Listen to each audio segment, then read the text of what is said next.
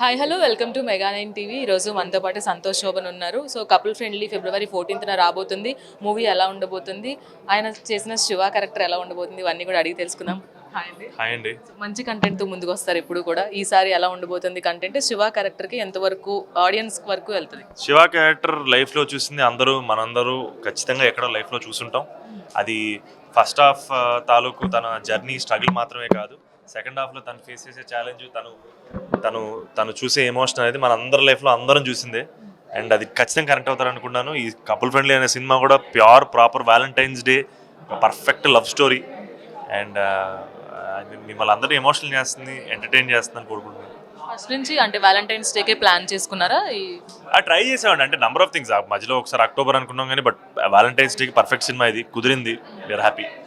అంటే చెన్నైలోనే ఎందుకు షూట్ చేయాల్సి వచ్చింది? కథ అక్కడ డైరెక్టర్ అక్కడ కథ రాసుకున్నారు. నెల్లూరు అబ్బాయి, చిత్తూరు అమ్మాయి, కామన్ పాయింట్ యాక్చువల్గా చెన్నై అవుతుంది. సో న్యాచురల్గా చెన్నైలో కథ అనుకోవడం అనేది కరెక్ట్ యాక్చువల్గా ఈ కథకి, వీళ్ళిద్దరు క్యారెక్టర్స్కి. So that's why Chennai. Script selection అయితే అద్భుతంగా ఉంటుంది మీది. ఏదో ఒక మంచి మెసేజ్ ఉంటుంది. చాలా అంటే కుటుంబం అంతా కూడా చూస్తే కూర్చునే సినిమాలు చాలా వరకు చేశారు మీరు.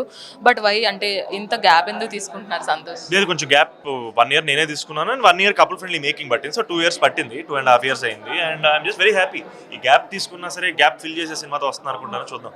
నవేడేస్ లవ్ మీద ఒపీనియన్ అనేది మారిపోతూ ఉంటుంది. ఎవరి పర్స్పెక్టివ్ వాళ్ళకు ఉంటుంది. ఒకళ్ళొకలా చెప్తున్నారు. But end of the day అనేది న్యూ ట్రెండ్స్కి అలవాటు పడి లవ్ అనే ఎమోషన్ని చాలా ఈజీగా తీసుకుంటున్నారా అనిపిస్తుంది. బట్ కపుల్ ఫ్రెండ్లీ ద్వారా ఒక లవ్కి ఒక మంచి మీనింగ్ చెప్పాలి అంటే ఎలా చెప్తున్నారు?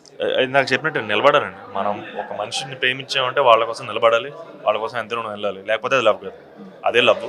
అండ్ శివ మిత్రాది genuine love, correct love, strong love. Real లైఫ్లో సంతోష్ శోభన్ లవ్ మీద ఒపీనియన్ ఏంటి? ఈజ్ ఎవ్రీథింగ్ అండి. లవ్ లేకుండా ఏది ఉండదు. లవ్ లేకుండా సినిమా లేదు, లవ్ లేకుండా మెయిన్ లేవు, లవ్ లేకుండా ఏమీ ఉండదు. Love is everything.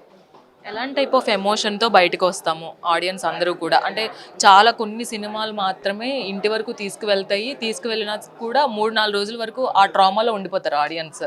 అదే ఎమోషన్ క్యారీ చేస్తూ ఉంటారు. సో ఈ సినిమా నుంచి ఎలాంటి టైప్ ఆఫ్ ఎమోషన్? జెన్యున్గా వీళ్ళిద్దరి మధ్య ఎమోషన్ అండి. వీళ్ళిద్దరి కోసం ఎంత దూరం వెళ్ళారు అనేది ఎమోషన్. అండ్ వాళ్ళు చేసిన సెకండ్ హాఫ్లో వాళ్ళకు ఒక కోర్ కాన్ఫ్లిక్ట్ అయితే వస్తుందో అది వీళ్ళిద్దరు ఎలా హ్యాండిల్ చేశారు, లైఫ్ని ఎలా ముందుకు తీసుకెళ్లారు అనేది very emotional point. I'm looking forward. ఆడియన్స్కి 1 word చెప్పాలి అంటే కపుల్ ఫ్రెండ్లీ గురించి? కపుల్ ఫ్రెండ్లీ వ్యాలంటైన్స్ డే ఈ 14 ఫిబ్రవరికి పర్ఫెక్ట్ సినిమా. అండ్ ప్రేమికుల రోజు మంచి ప్రేమ కథ. మీరందరూ ఖచ్చితంగా రావాలి, చూడాలి. Thank you so much. So February 14న కపుల్ ఫ్రెండ్లీ అనేది రాబోతుంది. సో ఖచ్చితంగా ఒక మంచి సినిమా అవుతుంది అని సంతోష్ శోభన్ చెప్తున్నారు. సో కపుల్స్ అందరూ కూడా హ్యాపీగా వెళ్ళి ఈ సినిమా చూసేయచ్చు. సో ఫిబ్రవరి 14న థియేటర్స్లోకి కపుల్ ఫ్రెండ్లీ రిలీజ్ అవుతుంది. ఇది సంతోష్ శోభన్తో face to face. Video journalist నీరజ్తో రాణి, మెగా 9 టీవీ, హైదరాబాద్.